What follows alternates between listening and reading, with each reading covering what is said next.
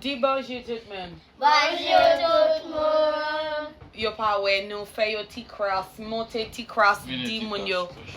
Di moun yo, voye pied ou bay moun yo. Men li me am. Send up. That's mine, no. Kampe pou monte moun yo, men li me am. Li se pitit, ki sa ou ye pou mwen ou me am?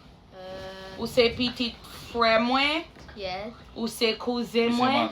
Yes. Non, li Oui. ou kouze mwen. Yes. Ou kouze mwen?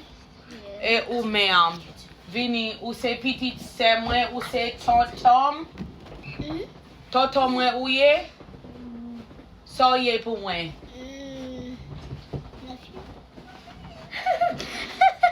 Il nous ont bagay neuf pour lui. O li mwen nef pou li e ou me am vini. Li se pitit se mwen ou se ma tante mwen? Li di li ma tante mwen. Vini, ki moun ki li kreol? Him.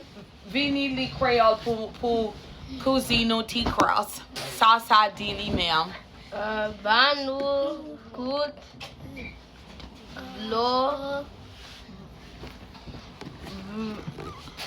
Okay. Continue ti cross. Birthday. C'est lundi. Samedi. Yeah. Ou jeudi. Yes. Ganon blanc. L'enfant baiser. Ki sa yo di mwen me am? Kampe pou yo we ti cross ou me am? Ki sa yo di mwen la?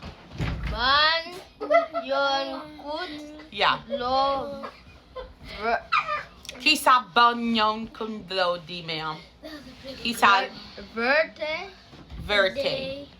C'est lundi samedi. Yeah. How di la même? Ki sa yo di mwen? English.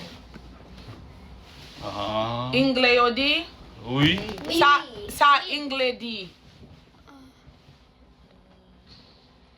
By Alice avanse pou di mwen sa yo di me am.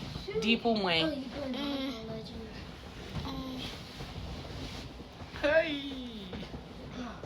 Attends encore.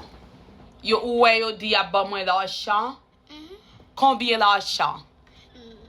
Let's see. Yeah.